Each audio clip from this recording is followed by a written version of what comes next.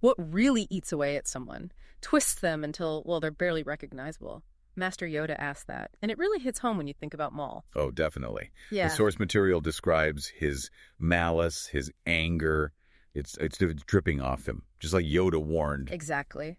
But facing that kind of darkness, it doesn't always end that way, does it? Look at Ahsoka Tano. Right. And these excerpts we're looking at from E.K. Johnston's Star Wars Ahsoka novel, they give such a fascinating glimpse. They really do. They show how she navigated things after leaving the Jedi Order, how she kept her strength, found her own way. It's all about resilience, isn't it? Adapting. Yeah.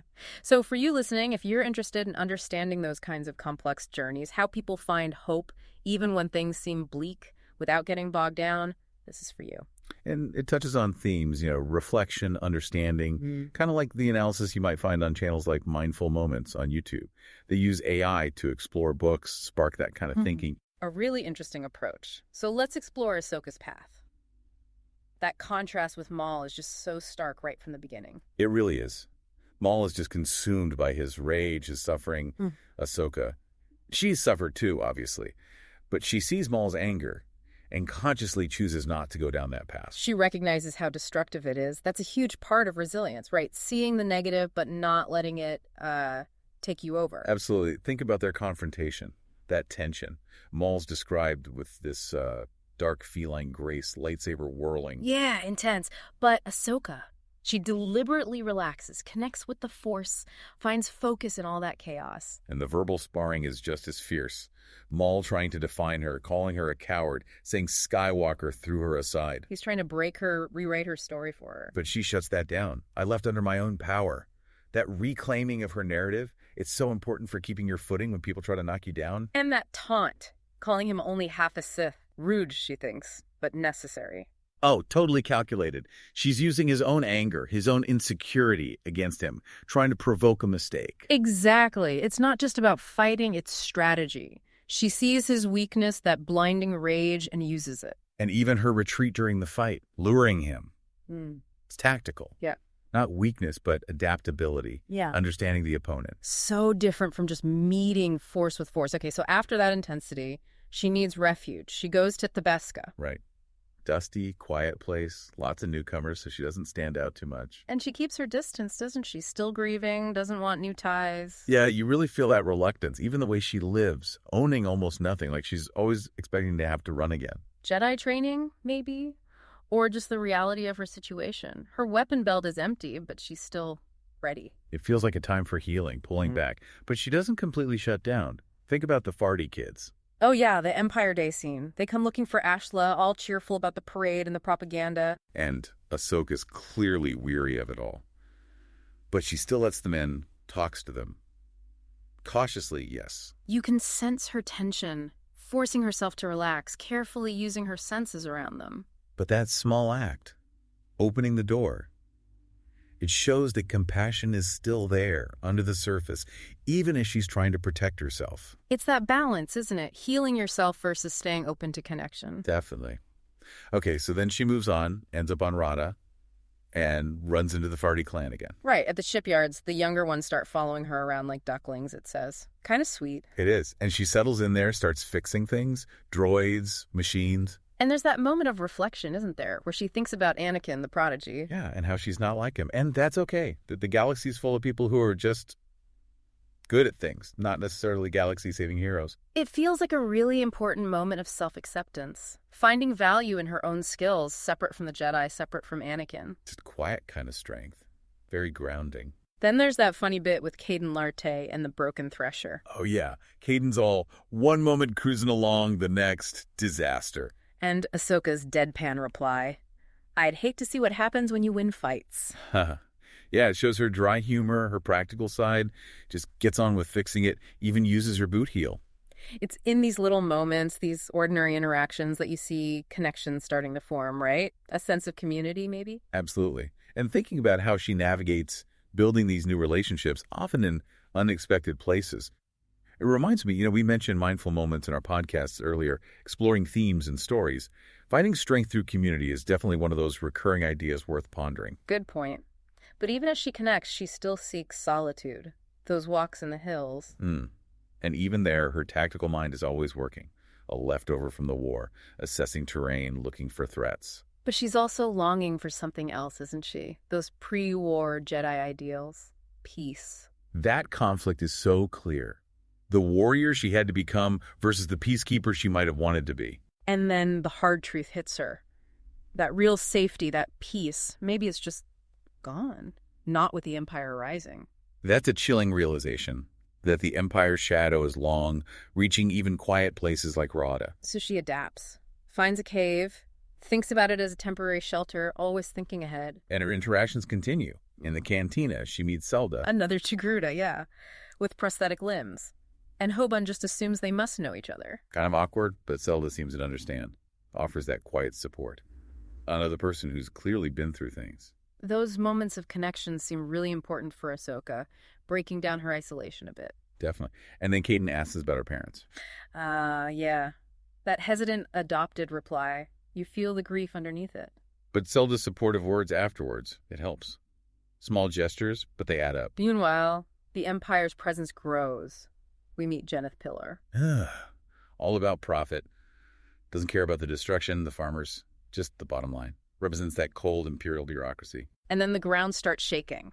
Ahsoka feels it, that deep connection to the planet telling her something's wrong. It's the Imperials, isn't it? Asking about planting capacity, growth rates. Yep. And then come the rules. Curfew, no gatherings, cantina restrictions. Standard Imperial playbook. Control. And Ahsoka sees it unfolding like that game, Kroken. The pieces being moved, the outcome may be decided way before the end is obvious. Her tactical mind again. It's ingrained. And it puts her in a difficult position when talk turns to resistance. Right. Hoban's impatient, wants action. Ahsoka's thinking strategy, caution. Subtle sabotage. Zelda seems to get it, though. Understands her caution, knows she's seen war, offers that protective vibe again. So Ahsoka starts smuggling supplies, helping the farmers delay planting the Imperial crops, trying to help without revealing herself. But the farmers are scared. They see the long-term danger of those crops, what it means for their moon. Things keep escalating. Ahsoka's working with Miara and Kaden, building locks, organizing gear, while Pilar is happy with his deadly plans. And Ahsoka needs a less obvious ship. Makes a deal with Farty. His daughters are still friendly, though. Until that incident at the shipyard, the crates falling. And Ahsoka uses the Force, instinctively, to save the kids, including Hidala Farty. Can't hide it anymore. It's out. And it changes everything. Big time. Creates tension. Miara wants to build bigger bombs. Hoban too, maybe? But Kaden has moral doubts. The sisters argue about Ahsoka. So Ahsoka sets up a hidden camp, meets with Vartan, plans to use corrosive stuff against Imperial walkers. Getting serious now. But she knows the risk. Tells the others, if caught, they have to deny everything. Zelda backs her up, but Kaden is really upset by the secrecy. You can see why. It's a hard thing to ask. Meanwhile, Pilar figures it out. A Jedi on Rada. He's going to report it. And Kaden sees the increased patrols when she goes back to town. The net is tightening. Ahsoka sees the damaged Imperial building Clone Wars-era design. She notes and realizes Kaden's likely been taken. She has to go back. A really dangerous rescue mission from that holding cell. It is. And after, there's that moment reflecting on Anakin's thoughts, how nobody's really untethered, the complexities. It fits Ahsoka's journey perfectly. She can't just walk away. Elsewhere, Bail Organa hears whispers. A Force sensitive on a remote moon. But he's cautious, doesn't risk contacting Obi-Wan. Too dangerous.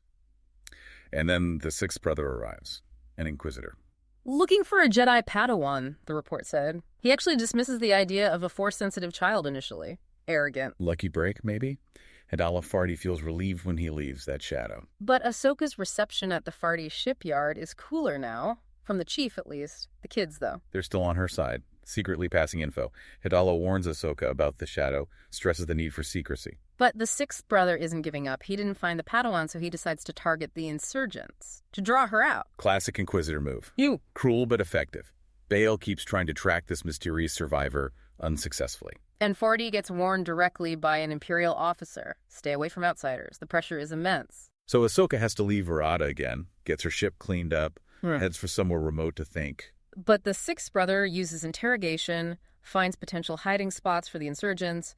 Back on Murata, Kaden's recovering, playing Kroken.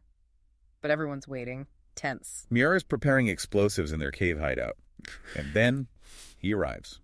the sixth brother calling for Caden. It's all coming to a head. What happens with Ahsoka then? She left, right? She did, but eventually she makes contact with Bail Organa. And this is huge. What does she tell him? She tells him about Force-sensitive children scattered across the galaxy, and she offers a deal. Help me find and protect them, and I'll join your rebellion. Wow, that's a major shift. Committing to the fight again, but on her own terms. Exactly. Bail agrees, realizing she might know about Anakin and Padme's past, but likely not about Luke and Leia. He promises help. And Ahsoka herself finds a moment of peace. Sort of. In a cave connecting with the Force, she finds a Kyber crystal, one that resonates with her. It feels like a sign. She reflects on Elam, the Kyber crystals, how the Empire ravages worlds for them, how the Sith make them bleed. But hers feels different. And she realizes something important. What she did on Rada, helping those people, that was a victory. A different way to fight. Not the Jedi way of the war, maybe, but her way now. A really profound realization. Finding her own path in the Force outside the old structure. Yeah. And when she talks to Bail again, he acknowledges she's still Jedi-like in many ways. And that's when she takes the code name. Fulcrum, ready to work from the shadows. But first, unfinished business on Rada. She goes back to face the sixth brother? She does. Finds him confronting the insurgents, and they duel. His brute strength against her finesse, her connection to the Force. How does it end? She uses his own weapon against him. His double-bladed saber malfunctions or his damage reflects back. He's killed by his own lightsaber. It's intense. And the people of Rada. Gaiden begs her to leave with them. Escape. But Ahsoka stays. She needs to make sure the evacuation happens, protect them one last time. Always the protector. It seems so. Later with Bail, they talk about the Inquisitor's red sabers looted from the temple, probably bled like the Sith do. And they even touch on Barriss Offee. Ahsoka's old friend who bombed the temple. Yeah. Ahsoka acknowledges Barriss had a point about the flaws in the Republic and the Jedi Order itself, even if her methods were wrong. It shows Ahsoka's own complex understanding now. She's not seeing things in simple black and white anymore. Not at all. Then she arrives on Alderaan with Bail. She's officially Fulcrum, part of the rebellion. But back on Rada, it's devastated. And the Grand Inquisitor arrives. And he's told there's evidence of another survivor. The hunt isn't over. Wow, what a journey. From hiding, grieving, to finding connection, purpose, and stepping back into the fight. But as her own person. It really encapsulates so much, doesn't it? Resilience against Maul, against the Empire, finding community, hope, even when things looked completely dark on Tabesca and Rada. And that emergence of hope, joining the rebellion as Fulcrum, it shows that even in the darkest times, new paths can open up. Absolutely. Her story shows how individuals can navigate just immense challenges, find that inner strength, and connect with others to make a difference. So, maybe something for you to think about. In your own life, when you face those really big, maybe even insurmountable seeming challenges, what inner resources do you draw on? What helps you find your way through? That's a powerful question to reflect on. Definitely. If this exploration resonated with you, we hope you'll subscribe. Maybe share it with someone else who'd find it interesting. And if you want to dive deeper into Ahsoka's story yourself, consider checking out the novel Star Wars, Ahsoka. There should be a link where you can find it. Yeah, absolutely do that. And most importantly, just keep thinking critically, keep exploring these stories and the world around you.